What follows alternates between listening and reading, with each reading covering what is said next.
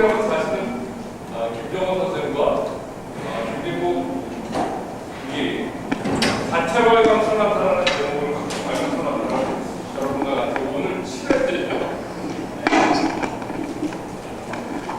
네, 이게 제가 말을 해야, 이렇게 해야 저기 해서 나중에 유튜브에 올라가거든요. 그렇게로 하기로 돼 있었는데 저희가 이제 7회까지 왔습니다. 지난 6회는 우리가 7월 달에 뭐죠? 무슨 캠프? 리더십 캠프. 발음을 좀 잘해주시죠. 발음이 너무 굴러갖고 제가 못 알아듣었어요. 네, 글로벌 아카데미 우리 리더십 캠프에서 우리 사실 굉장히 재미난 시간을 가졌어요. 그래서 우리 8월은 너무 더워서 하루 쉬고 대신 여러분 여기 참석하신 분이 계시지만 8월 달에는 우리 대학생 아카데미, 우리 바른사회 아카데미 학생들이 대전에 방문하셔서 한국기계연구원이랑 핵융합연구소 또 그 전체 홍보관을 보실 기회가 있었습니다. 그래서 이제 다시 오늘 또 뵙게 됐는데 이제 발광하는데 우리가 그 무슨 이런 발광이 아니라 자체 발광하는 세상 내 멋대로 한번 그려봐라. 여러분들의 삶을 스스로 디자인하라는 그런 뜻으로 선배되는 김정호 교수, 여러분의 선배되는 김정호 교수, 여러분의 선배가 되는 김진국 교수가 교수라는 입장보다는 사실 선배 입장으로서 같이 소통하고 싶었던 겁니다. 그런데 오늘 모시는 분은 일단 이렇게 보시는 그 모습이 저하고는 굉장히 차이가 나십니다. 그러니까 잘생기셨고 아우라도 좋으시지만 김정호 교수와 김진국 교수는 저희는 경작을 했고요. 오늘 모시는 우리 박은영 변호사님은 서울법대를 나오셨고 사법고시를 하셔서 처음에 판사를 3년을 하셨습니다. 그 다음에 여러분이 다 아시는 김현장 법률사무소에서 이제 그 국제상사 이쪽으로 중재 쪽으로 하시면서 여러분 혹시 아시는지 모르겠어요. 이따 말씀하실지 모르겠지만 한번 양태영 왜 예전에 이렇게 도망가 뭐 하다가 왜 메달을 놓쳐갖고 문제가 됐죠. 그때 바로 스위스 로잔으로 날아가신 분이 우리 김은영 변호사십니다. 네, 그래서 그 이후에 지금 여기 보시면 그렇게 하고서 다시 NYU 뉴욕 유니버시티에 가서 GSD 그 소위 말하는 국제법 박사 학위를 받으셨고 다시 돌아오셔서 지금 주로 하시는 일이 국제상사 중재, 그러니까 기업들끼리의 많은 그 컨플릭트가 있을 때 그걸 어떻게 중재하느냐인데 여기 제가 읽어보면 김현장 법률사무소 국제중재팀 공동팀장을 하시고요. ICC 한국위원회 국제중재분과위원회 상임위원을 하시는데 세계은행 국제투자분쟁 해결교류센터 조정위원, 이쯤 하면 이제 주로 어떤 조정을 담당하시는 이제 변호사신데 그 다음에 사실은 중요합니다. 한국인 최초의 런던 국제중재법원 평의원 하는데 여러분이 생각하시기엔 이거 뭐 변호사면 다 할 수 있는 거 아닌가 이렇게 생각하실지 모르겠지만 저는 우리 박은영 변호사님과 한 근 10여 년 이렇게 같이 있으면서 저 평의원이 된다는 게 어느 정도냐면 이 국제상사중재 세계 한 1,500명인데 1년에 한 700~800명이 모입니다. 그 700~800명 중에서 이번에는 어떤 아젠다를 갖고 우리 얘기할까 하는 거를 정하는 평의회가 있습니다. 거기에 평의원이 되신 겁니다. 근데 한국인 최초시고 더불어서 동아시아인 최초로, 여기서 동아시아인 최초라는 게 굉장히 중요합니다. 왜? 우리보다 훨씬 앞서 있던 일본보다 한국인이 동아시아인 최초로 런던 국제중재법원 아시아 태평양 평의회 의장을 하십니다. 이게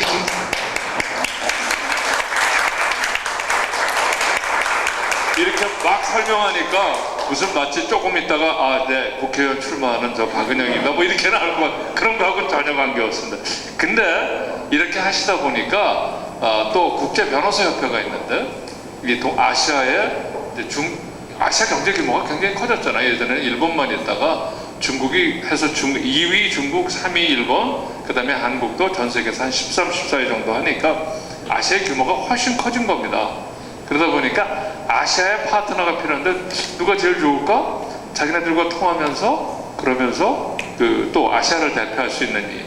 근데 거기에 결국은 우리 박은영 변호사께서 이제 국제변호사협회 이 앞에 비슷한 의미의 아시아 태평양 의장을 하시게 됐는데 지금 이제 그것 때문에 무지하게 바쁘세요. 그래서 사실은 요 며칠 사이에 이메일을 왔다 갔다 했는데도 2주 사이인가에 영국을 2번 왔다 갔다 하시고, 그래서 근데도 이제 몸이 되시니까 뭐 저 같은 사람은 벌써 이렇게 확 가서 이렇게 못 왔을 텐데 이렇게 오셨습니다. 솔직히 말씀드려서 여러분 아시는 변호사는 시간이 이거 저 김구라가 늘 얘기하는 이 금이신데, 흔히 얘기하는 여러분들은 김앤장 변호사 하시면 물권 변호사라고 생각하기 쉽습니다. 우리 뭐 어떤 분들 인권 변호사 얘기 많이 하잖아요. 그러니까 본인도 사실은 책을 쓰시면서 이런 얘기를, 저하고 선배님 아니면 형님 제가 이거 오히려 이상한 거 하는 거 아닐까. 그래서 아닙니다. 박 변호사님 하셔야 됩니다. 그래서 특히 젊은 친구들이랑 같이 교류하셔야 됩니다 라고 해서 굉장히 바쁘신데 제가 꼭 오자고 해서 지금도 간신히 오셨어요. 그래서 시간을 내주신 데 감사하고, 여러분 우리와 같은 박수로 우리 박은영 변호사님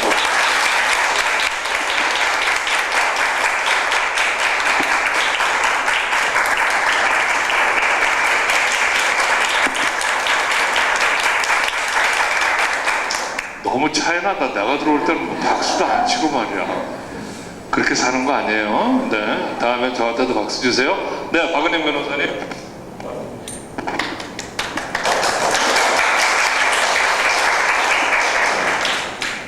감사합니다, 김 교수님. 사실 저는 김 교수님 여러 가지 이야기 하셨지만 가장 근래에 제가 관심을 가지고 생각하는 것은 젊은 사람들과의 소통입니다. 제가 가진 생각을 나누고, 사실은 제가 변호사 일만 하고 전문 영역에서 제 자리를 잡기 위해서 정신없이 달리다 보니까 우리 젊은 사람들과 어떻게 소통하고 대화해야 될지 잘 몰랐는데, 그 길을 이렇게 이끌어 주신 분이 우리 김 교수님이세요. 그래서 오늘 이런 젊은 분들이 우리의 현실과 미래에 대해서 진지하게 고민하는 자리가 있다는 얘기를 듣고 제가 정말 기쁜 마음으로 달려왔습니다. 그래서 오늘 여러분들께 부탁드리고 싶은 것은 혹시나 자기가 이 지금 제목에 나와 있는 것처럼 이렇게 선뜻 일상생활에 늘 보는 건 아닙니다. 세계로 출근한다, 글로벌 시티즌이다, 익숙지 않으실 겁니다. 궁금하신 게 있으시면 마음껏 질문을 해주시면 정말 저는 고맙게 생각하겠습니다. 어떤 것이든 좋습니다. 내 질문이 조금 너무 혹시 너무 기초적인 게 아닌가 그런 생각이 드시면 손을 들어서 질문을 해주십시오. 제가 답을 해드리도록 하겠습니다.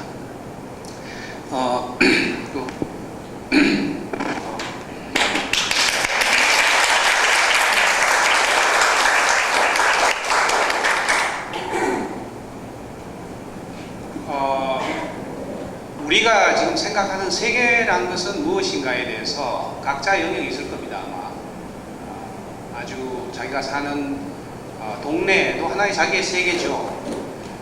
그 다음에 일상생활, 일이 있으니까 자기가 매일 다니는 곳이 뭐 출근한다고 할 수 있을 거예요. 저는 오늘 여러분들에게 중요한 하나의 개념을 던지고 싶습니다. 글로벌 시티즌이라는 개념인데, 그 개념을 한번 깊이 한번 생각해 보시면 좋을 것 같습니다. 우리 많은 분들이 아마 왜 이렇게 우리가 힘들게 살아야 할까에 대해서 고민하실 겁니다. 왜냐하면은 우리가 사는 일상생활이라는 게 이렇게 편하지가 않습니다. 이제 그러다 보니까 이런 힘들고 어려운 것을 아마 경험하지 않는 분들은 거의 없을 겁니다. 아마도 이런 게 내 삶하고 무관하다 하는 분이 있다면 정말 축복받은 삶이라고 생각할 겁니다. 그런데 일상생활에서 사는 경우는 또 쉽지만은 이렇게 밖에 나가서 나름대로 자기가 가진 기량을 한번 뽐내겠다고 생각할 때 사실은 더 힘든 경우가 많습니다. 그리고 어떤 경우에는 우리에게 그것이 더 가혹하고 힘든 경우들도 많이 있습니다. 아마 여러분들이 보셨을 겁니다.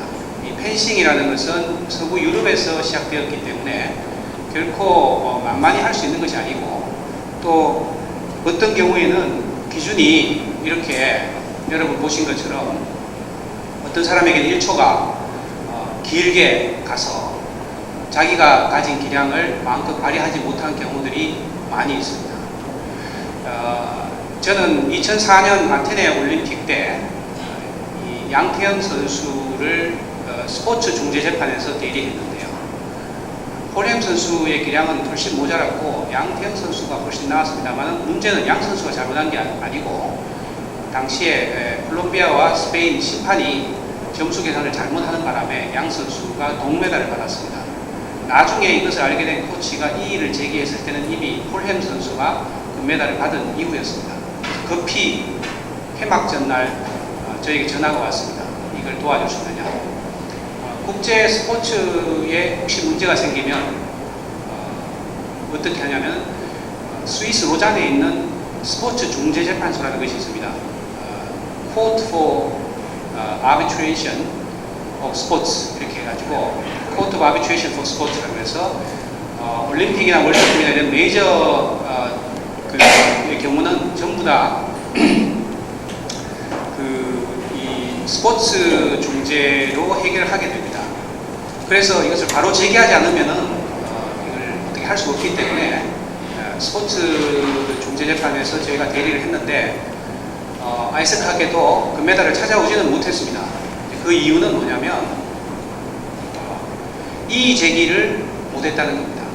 그러니까 바로 이의 제기를 즉시 했어야 되는데 못했다는 겁니다. 그럼 얼마나 즉시 해야 되느냐? 법조문에는 즉시 이의를 제기해야 된다는 겁니다.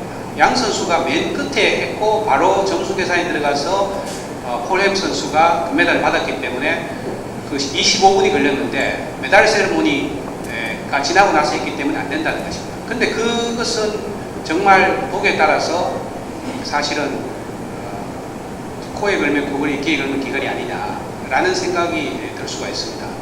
아까 본 것처럼 어떤 선수들에게는 1초가 길고 어떤 선수들에게는 1초가 짧은 거 아니냐, 그런 일들이 이 사건을 제가 대리하면서 보니까 우리나라 선수들이 뛰어난 기량과 좋은 성적에도 불구하고 자기 권리를 지키지 못한 사례가 무려 17건이나 있었습니다. 그 사례. 그래서 이것은 비단 스포츠 영역만 있는 것이 아니라 사실은 많은 나라, 많은 곳에서 전 세계에 비즈니스를 하거나 자기 권리를 주장하거나 할 때 그것을 확보하지 못하는 그런 일들이 굉장히 많이 있습니다. 왜 이런 일들이 일어날까에 대해서 저는 굉장히 깊이 고민을 했습니다. 그러면 국제사회가 어떻게 되는지 한번 생각해 봅시다. 국제사회는 사실 선두 그룹들과 후진 그룹들이 있습니다. 우리가 흔히 아는 말이 뭡니까? 선진국이냐 후진국이냐, 그 다음에 이제 개도국이란 말이 있는데, 선진 그룹들은 무관심과 무지, 또 편견, 이런 것으로 아시안들, 특히 한국 사람들을 대하는 경우가 많습니다. 그런가 하면 우리나라 사람들은 약 한 100년 정도 정체해 있었죠. 역사적으로. 이웃나라가 어떻게 되고 서구 열강들이 세계를 지배하는 그 세계 체제 속에서 우리는 무지했고 또 정체되어 있었고, 심지어 후진 그룹도 아니라 식민지로서 50년을 지내고, 또 지금 그 이후에 한 5, 60년은 식민지를 극복하기 위해서 굉장히 어려움들을 많이 겪고 있습니다. 그래 지금 엄청난 일을 많이 이루고 했지만 아직까지도 가야 할 길이 멉니다. 제가 느낀 것은 그 국제사회, 이 세계에는 이미 우리가 몰랐는데 나가보니까 이미 세계를 지배하는 시스템과 이 체계가 다 갖추어져 있다는 것을 저는 느끼게 되었습니다. 우리 사회에도 지금 경제민주화라든가 이 계급의 차이라든가 신분의 차이라든가 이런 것들이 큰 화두가 되고 있죠. 법적으로 제도적으로는 전부 계급이나 이런 것은 없어졌습니다. 그런데 경제적으로는 격차가 있어서 항상 사회적 문제가 되죠. 그럼 국가에도 이런 격차가 있을까요? 그렇습니다. 100여 년 전에 세계 체제에서는 국가에도 신분이 있었습니다. 일본이 이제 개방을 하고 나서, 일본이 이제 개방을 하게 된 이유는 거대한 중국, 종주국이었던 중국이 아편 전쟁으로 영국의 무릎을 꿇게 되죠. 그러고 나서 일본은 경악을 합니다. 아, 이제 중국의 지배체제 속에서 할 수 없구나. 그래서 스스로 문을 열고 세계를 받아들이기 시작합니다. 많은 불평등 조약을 맺었어요. 그리고 그들의 목표는 불평등 조약을 평등 조약으로 바꾸는 것이었습니다. 그래서 수많은 외교관들을 외국에 내보내가지고 평등 조약으로 바꾸려고 하던 과정에서 그들이 부딪히게 된 벽이 바로 국가도 계급이 있다는 것입니다. 당시에 서구 열강이 이야기한 우리가 이제 흔히 만국공법, 국제법이라고 이야기하는데요. 거기는 그 문명국만 국제법에 적용을 받습니다. 문명국이 아닌 나라는 국제법에 적용을 받지 않기 때문에 불평등 조약을 체결합니다. 그래서 그 비문명국이라고 하는데, 비문명국도 아닌 나라는 야만국입니다. 그 야만국은 조약을 체결할, 불평등 조약조차 체결할 필요가 없고 그냥 가서 뺏어오면 됩니다. 그래도 국제법 위반이 아닌 거예요. 그래서 오히려 일본 사람들이 서구에 들은 얘기는 우리가 당신들을 야만국이 아니라 비문명국으로 대우를 해줬기 때문에 불평등 조약을 맺은 것이다. 생활의 차이 올라오세요라는 그런 광고 카피가 있었습니다만은 억울하면 출세해라라는 것을 이제 일본 사람들이 들었죠. 그래서 그들이 열심히 노력해서 청나라를 물리칩니다. 청일 전쟁에서 이기고 나자 일본의 위상이 달라지고 영국이 일본을 인정하게 됩니다. 영일 동맹이죠. 영일 동맹을 맺으면서 극동아시아는 일본에 맡기겠다. 대신 러시아를 견제해달라. 이렇게 해서 이 일본이 러시아를 물리치게 되죠. 그러면서 일본은 드디어 문명국의 반열에 올라서게 됩니다. 열강 중의 하나로 보게 됩니다. 일본은 철저하게 이 체제에 순응해서 주변에 있는 나라들을 비문명국 동일한 형태로 불평등 조약을 맺고 어떤 나라는 야만국으로 취급해서 수탈을 합니다. 서구가 그 세계를 지배해온 방식은 어떤 가치 체계를 만들어내고 뭐가 옳다 그러다라는 가치 체계를 만들어내고 그것을 세계화합니다.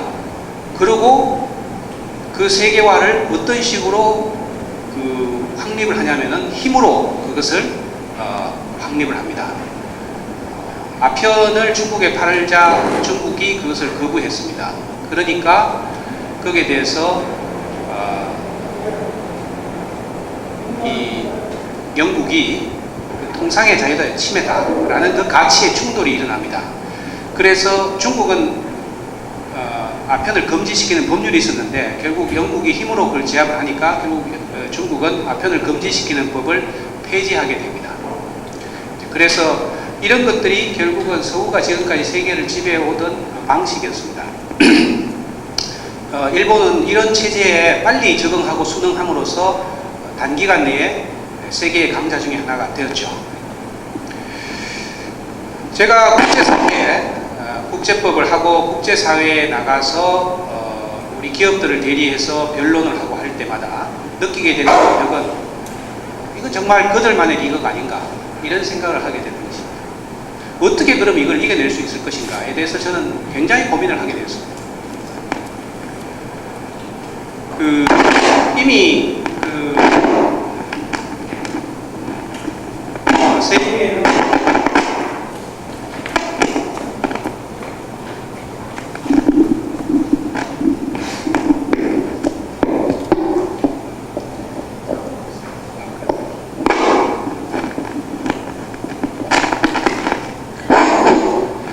이미 세계에는 이런 기준과 규칙들이 존재합니다. 가장 중요한 기준과 규칙이 어떤 것입니까? 여러분들 괴롭히는 영어입니다.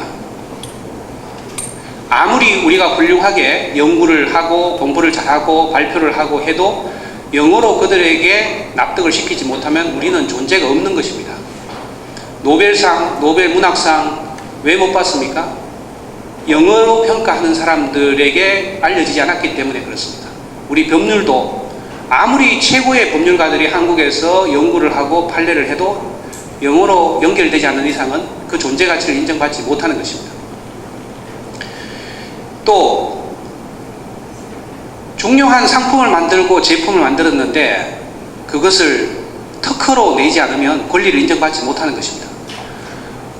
특허라는 제도를 만들어 놓고 실제로 권리를 그 행사하지 않는 사람들의 권리를 대신 차지하는 특허 전쟁들이 지금 일어나고 있습니다. 북극 빈 땅이라고 가서 탐험을 하기 시작하니까 북극 이사회라고 우리 여기를 우리가 지금 다 나름대로 질서를 형성하고 있다 해서 우리가 북극 이사회에 이 참관인 옵저버가 된 것을 큰 경사로 지난번에 우리가 보도를 보고 알았죠. 모든 영역에 이렇게 이미 질서와 규칙들이 자리 잡고 있습니다. 통화, 또 은행 제도, 금본위 제도라든가 달러 기축 통화가 아니면은 순식간에 국가의 부채가 산더미처럼 쌓이기도 하고 또 재산이 없어지는 것도 우리가 보고 있습니다. 과학기술 영역에서 최고의 기술을 가지는 경우에도 표준이 맞지 않아서 우리가 주도를 하지 못하는, 그래서 제가 최근에 아주 우리 과학자들께 그런 권고를 들었습니다. 초기에는 그 표준을 만드는 영국이라든가 서구인들하고 조인트 벤처로 같이 해서 시작을 해라. 그렇게 해서 자리를 잡은 다음에 그 다음에 우리의 표준을 점차 보편화시키는 게 좋겠다라고 자문을 해줬더니 아주 현실적으로 잘 활용이 되었다, 이런 이야기를 들었습니다. 그러면 우리가 어떻게 대응할 것인가? 운영체계나 기준을 우리가 마스터를 해야 됩니다. 그걸 이해하고 그것을 내 것으로 만들어서 활용할 수 있어야 됩니다. 그래서 자기 자신의 위치를 알고 또한 자기를 지킬 수 있어야 됩니다.